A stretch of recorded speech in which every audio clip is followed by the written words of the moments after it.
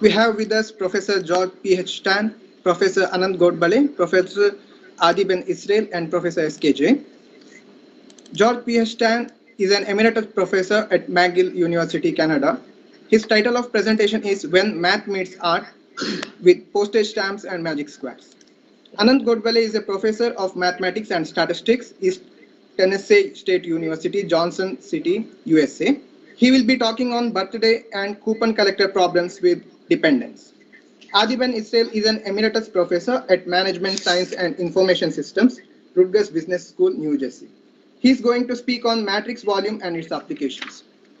Surender Kumar Jain is an emeritus professor at Ohio University, USA, who will speak on influence of Rao and Mitra in my research on generalized universes. We are pleased to have Bhaskar Rao P.S. Koparty, professor and department chair at Indiana University, Northwest, USA. I request you to chair this session. Over to you, sir. Thank you. I hope everybody can hear me. This is KPS Bhaskar Rao.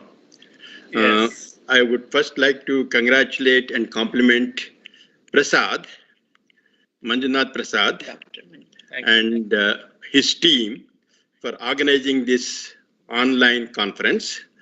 Because of the COVID, we have to miss meeting in person. I am sure all of us have many memories of meeting in Manipal, and we hope that in 2021 we will meet in Manipal. May not be in 2020, is not in 2020 definitely, but hopefully we will have better days. And it's a great pleasure to chair this session. Oh, I would also like to mention that I would like to get some credit for this conference indirectly, because Manjunath Prasad did his PhD under my supervision, which I am very proud of it. And it's a fact which some of you may not know. I thought I will mention this to you. I am honored to chair this session, in which some luminaries as George Styan, Ben Israel, Anand Godbole, and Professor Jain are presenting. And it's a wonderful opportunity for me. And we will go with the first session now. I have heard George's talks a few times. I had the opportunity to hear him. He is an inspiring and exciting speaker. And I have read many of his works. And I also have read many of his students' works on matrices, of course. And I would like to invite George to start his presentation. Prasad, you will play the recorded session first, or whatever is the plan, please. Okay, thank you. Yeah, please. This is page TK1. When Math Meets Art for Professor C.R. Rao, and stairs and night tours. Karlok Chu, who's with us, Simo Puntanen, who's in Finland, and George Styan, who is me, here sitting in my home before my computer at Île and Hans Island in Montreal, Canada, Quebec, Canada. These slides were prepared yesterday, December 9. Today is December 10, which is actually the 100th and quarter birthday of C.R. Rao on 10 September 2020, exactly 3 months ago today. And it's an invited booklet, invited talk. The first 27 pages we're going to do now, and the last 120 pages, the whole shebang, is for the e-souvenir booklet. So many happy returns, Professor C.R. Rao, of your 100th birthday, exactly 3 months ago, 10th of September 2020. We're indebted to you for your encouragement over these years of our research in matrices and statistics. In particular, George and Evelyn Styan, thank you again for your invitation to visit the Indian Statistical Institute Delhi Center in February and March of 1976, 44 years ago.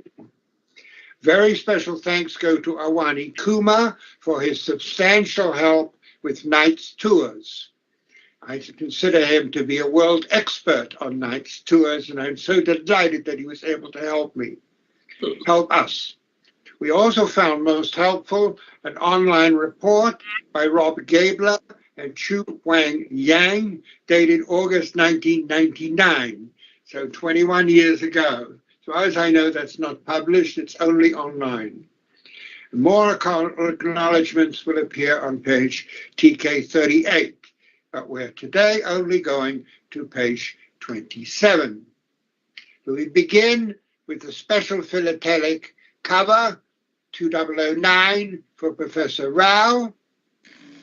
And then we're going to go to a full page number 1 of children's drawings for 100 stamps. In between, we're going to the postmark on the previous page.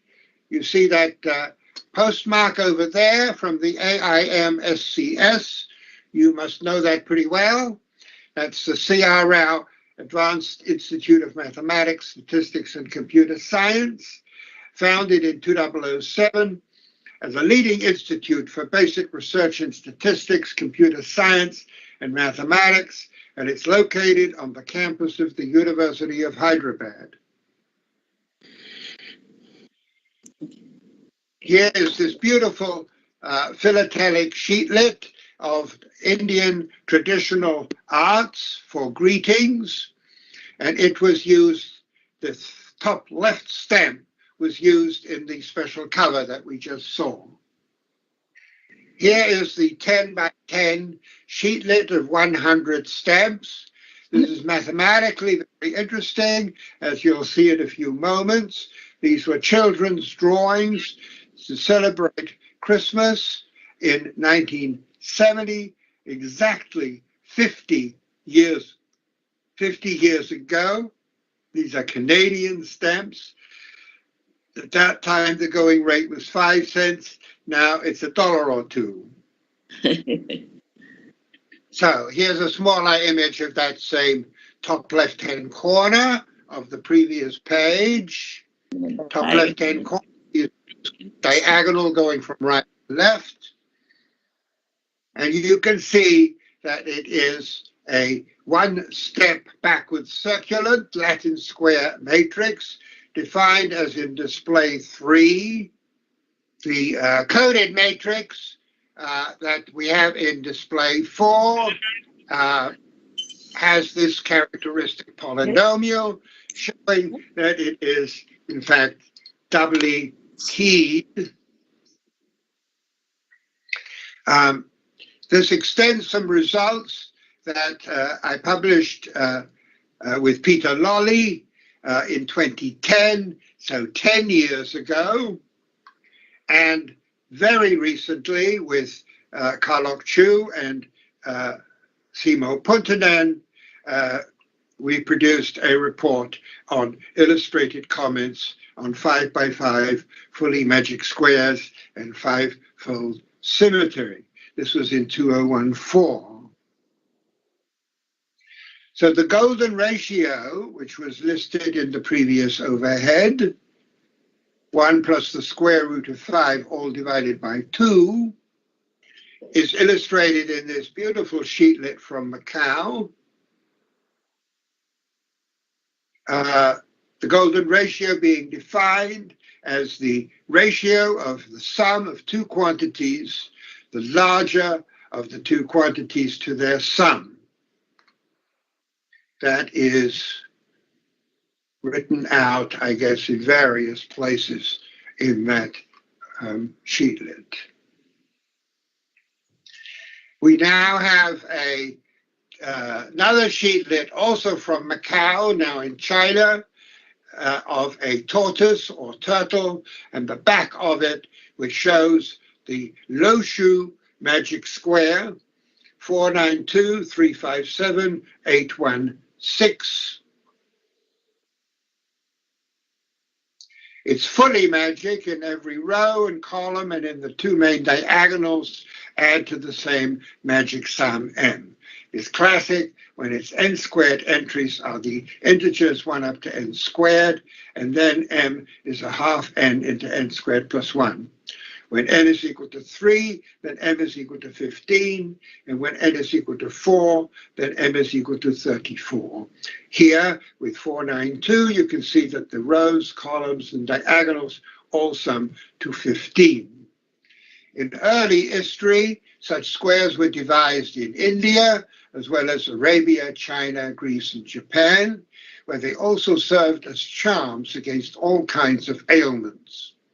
One of these magic squares, known as the Loshu, is the one in the left-hand corner, the scroll of the river Lo, which is a tributary of the Yellow River, out of which came a tortoise or a turtle rising up from the water with this magic square on its back, approximately 4,000 years ago. This delighted the emperor, since he found the fully magic 3x3 matrix on the tortoise's back. Very recently, I got an email from Gert Strankler, who's a close friend and collaborator on my research over many, many years now, and he posed this matrix D.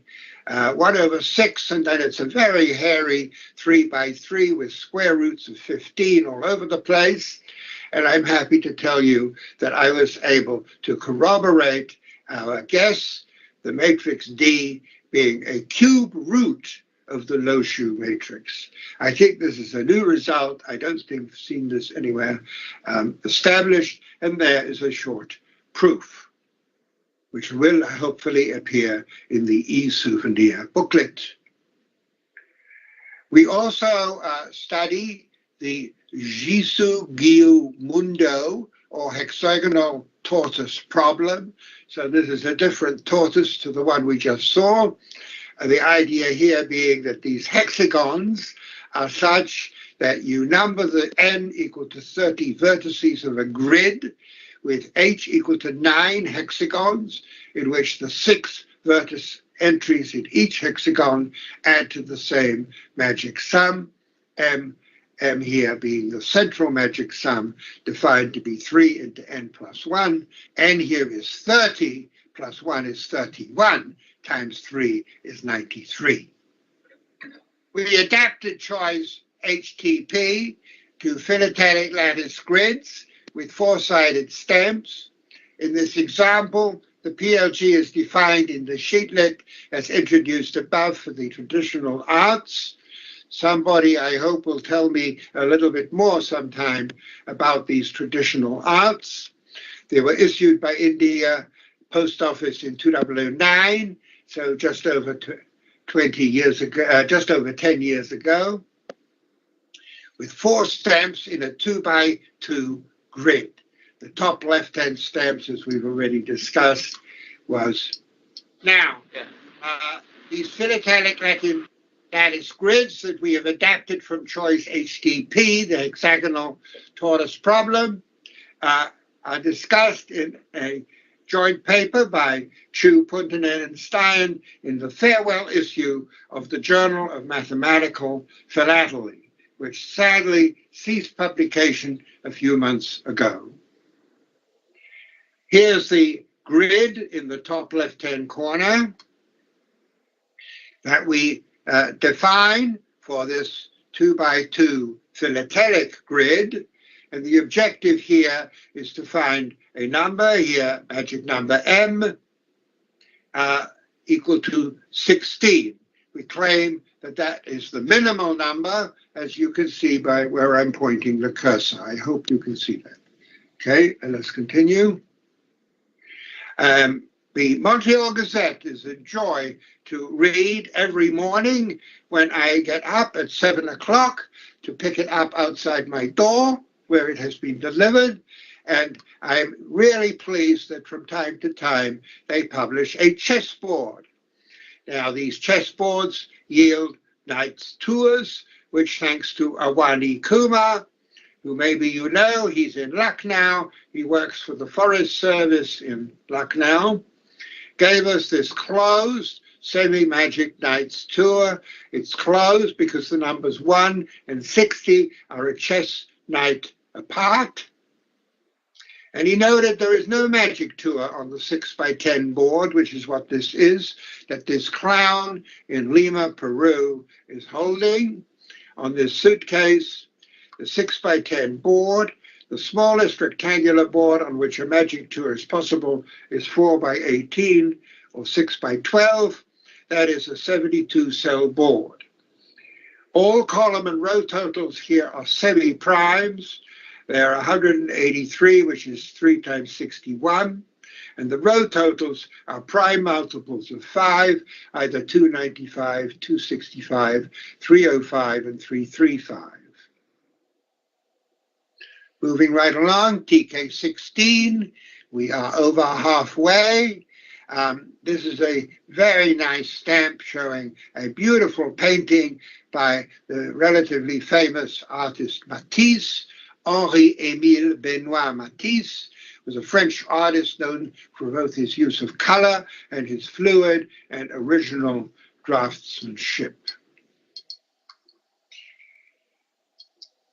Awani Kumar gave us this interesting and apparently challenging to compose Knight's Tour. The first 8 perfect squares, 1 up to 64, are up there in red, and they are all in sequence, 1, 4, 9, 16, 25, and they are all equidistant from the center, 75. This is known as a figured Knight's Tour, which Awani Kumar tells me has aesthetic appeal. In the penultimate issue of Philomath, there was a column by William Sharp, who exhibited this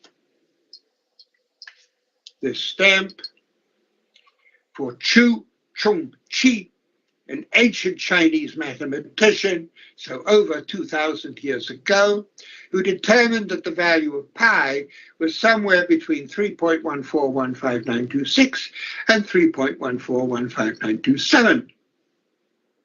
In the Scott Catalogue, it's 246, and it was issued in 1955. In the top right-hand corner, which I'll come back to, is an image of an artist's colony house in a small town called Worpswede, near the relatively large town of Bremen in northern Germany. And it was issued for the centennial of this small artist's colony. So it certainly satisfies the art part of the title of this talk. There's also a little side homework exercise to which I have not yet found a solution. Apparently, a to the b equal to b to the a will hold only for non-equal positive integers if a and b are 2 and 4. So when you guys who are watching this have nothing better to do, solve this homework exercise and send me an email. So here is an enlargement of this house front. It's called Sommerabend, which is the German for summer evening. Was painted in 1905 by Heinrich Vogeler, who lived from 1872 to 1942. And the house was called Barkenhof, Birch Tree Cottage. There is a dog in the front, which I first thought was a goat, but it's not. It's a goat. It's a dog. There's Heinrich Vogeler on this beautiful philatelic maxi card. And here are 2 copies of the same stamp again.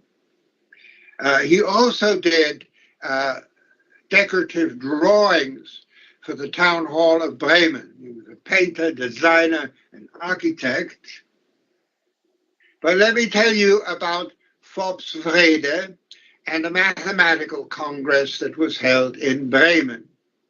The mathematicians asked for a stamp from the German Deutsche Bundespost, German post office, but they decided against it. But instead, they issued a stamp for the artist colony.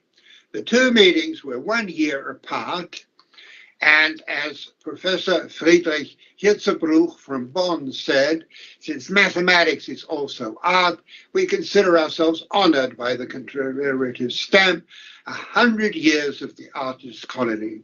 We feel united in spirit with the artists of Forbswede and consider their stamp also as ours.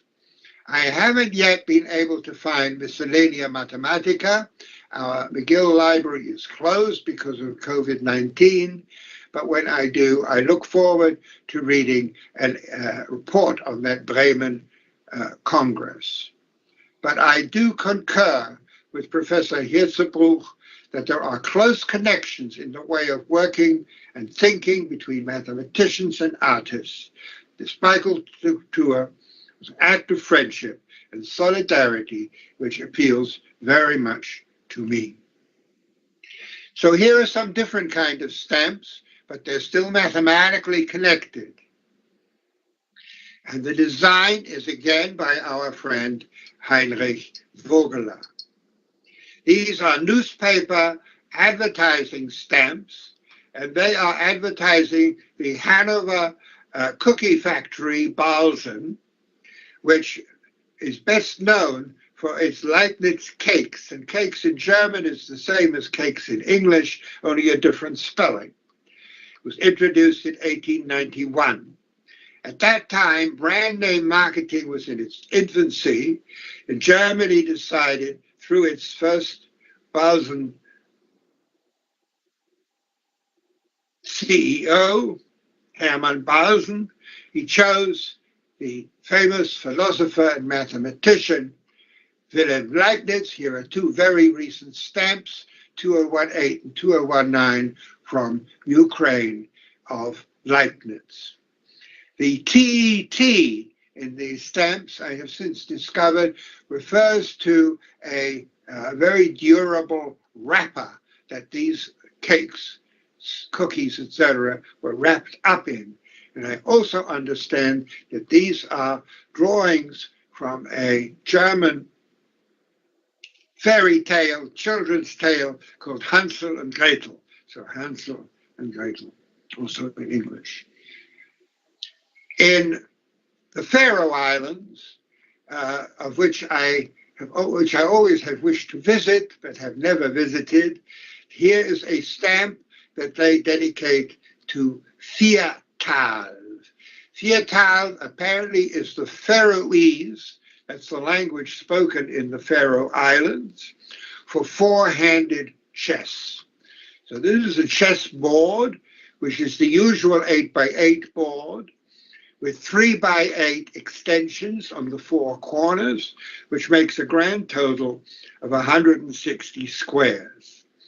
Each player's 16 pieces are placed appropriately on these outermost rows. There are 4 players, 2 players facing each other, and they must not give each other advice. The player is checkmated, the partner can help free him. If this fails, and the partner himself is checkmated, the pair has lost. Fiertal, I guess that fear means in Faroese the English 4, or the German vier, V-I-E-R, and T-A-L-V means chess. So this is vier Schach in German. Usually played without time control, so games could become complicated and lengthy. Stories are told that games have been postponed in early summer in the Faroe Islands and resumed in the fall when the men returned from their summer fishing trips.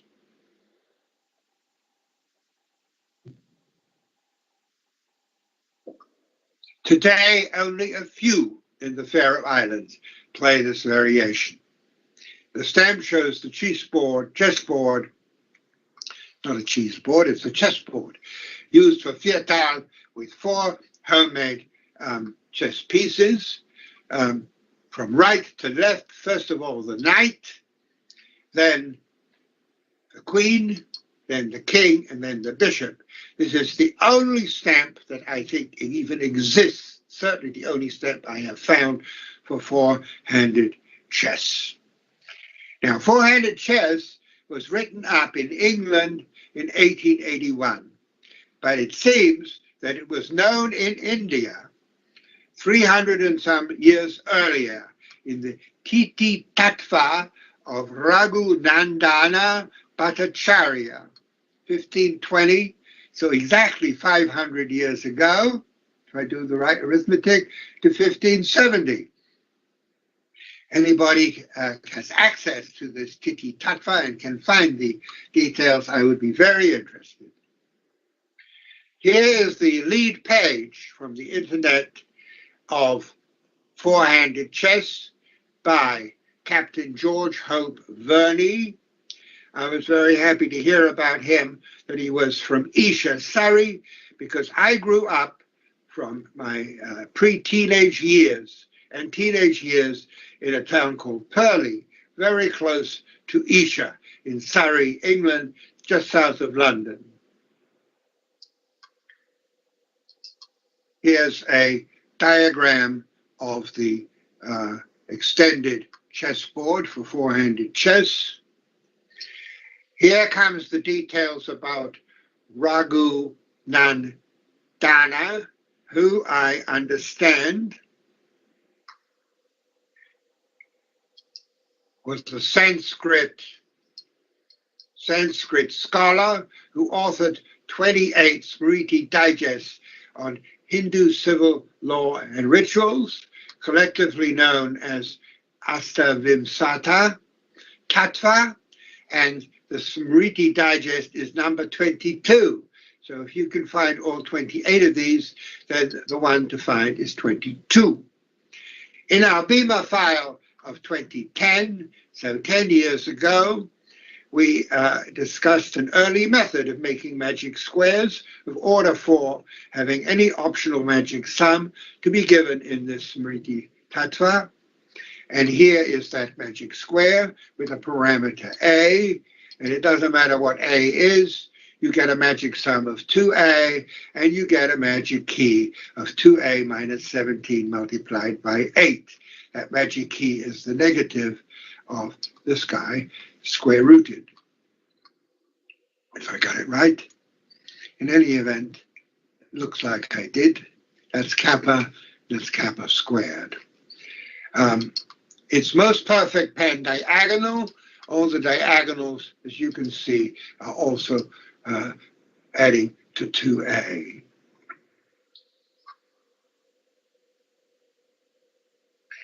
Here we have the Knight's Tour, again, constructed for us by Awani Kumar. I don't know if this was very difficult for him to do, but it really is quite beautiful. And here is the stamp with that same chessboard on it from the Faroe Islands. And there's his square. It is not closed. 1 and 160 are not a knight's move apart. Very recently, I don't yet have a knight's tour for this, that's still pending, is the Russian four-handed chess, also known as Russian fortress chess, which was certainly played in London in 1855, which is where was apparently played in London by Chigorin and Capablanca, a Cuban chess grandmaster, very famous. Capablanca, there's a picture of him down there in that stamp. Here's a stamp issued by Russia for Chigorin. He's much less famous. He only has one stamp. There are literally hundreds of stamps for Capablanca. Here you have a 4x4 fortress, and in each of those is a single gate to enter the chessboard in the middle with 2 rows and 2 columns on either side. And that's the last overhead, ladies and gentlemen. I thank you for listening. I thank you for making this Teams event. I hope that you've been able to hear me. Otherwise, I could give you a repeat performance at your convenience. It's a 120-page contribution that I sent you the other day. It was sent to Uma Shankaran Narari. At first 27 pages is this talk, and the latter part beginning with further discussion on choice HTP and the Greetings Traditional Arts sheetlet follows. And then follows also Margaret Kepner's Magic Square study. And we end that contribution for the e-souvenir with this 4x4 beautiful chemical magic square proposed by Jeffrey Bucock in his article Where Chemistry Meets Maths Meets Art, published in Voice, the quarterly magazine of the Royal Society of Chemistry, which was sent to me by Dennis John Voden, who just very recently died at the age of 94. Okay, ladies and gentlemen, that is it.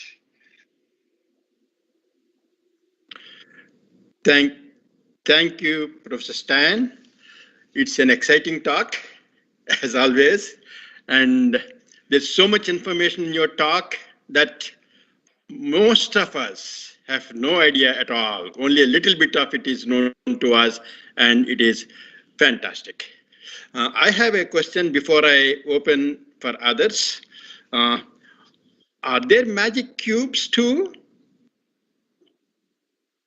Is Professor Styan here? Yes, of course, he's here. Yes. Are there magic cubes also?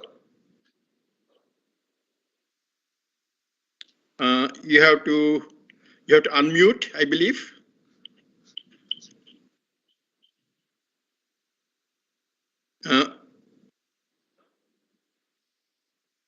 Are you able to unmute? Professor John Styan, we request. Can you hear me now? Yes. Yes, sir. Yeah. Yes. Okay.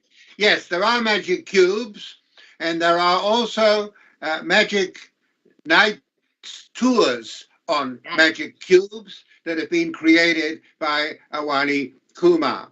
In fact, he has just published two very recent papers, one which is hot off the press. I got a copy yesterday only, which goes into such information.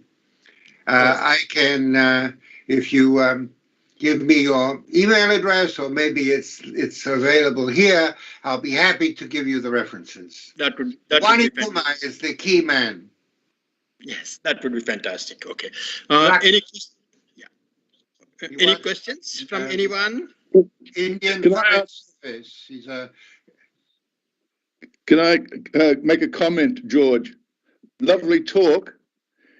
Do you know that there were issues of stamps in New Zealand in 1893 that had advertisements on the rear? No. Maybe you could send me an email, Jeff. Nice to see your face. I see you at the bottom of my screen. You took off your glasses. Makes you look so much younger. Well, I've had cataract operations now, so I can see a little better. Look, I can scan the pages from the Campbell Patterson catalogue that has about 4 panes of different layouts of the advertisements. I'll send you the details. Thank you very much. I look forward to receiving that. You certainly have my email address. Yes, I do. George, Yes. is there a stamp related to Fibonacci numbers? It came up when I was teaching in my class, and I mentioned your name and your interest in this and your work. And one of the students asked if there are stamps related to Fibonacci numbers and golden ratio. Yes, there are, including a stamp from Liechtenstein that actually has a mathematical error in it. There is a website run by a man called Jeff Miller, on images of mathematicians. And again, if you send me an email with that, I'd be happy to give you the technical information. Yes, fantastic. There are I will- many, but there are not as many for Fibonacci as you would expect. That is, there are not as many as there are for Newton and for Leibniz, but Ukraine has recently issued a large set of stamps for mathematicians, including, I think it is 2 stamps for Fibonacci, and I'll be happy to send images of these to you for your friend. Thank you. Thank you. Okay, so we thank Professor Styan for the wonderful work, wonderful presentation to us.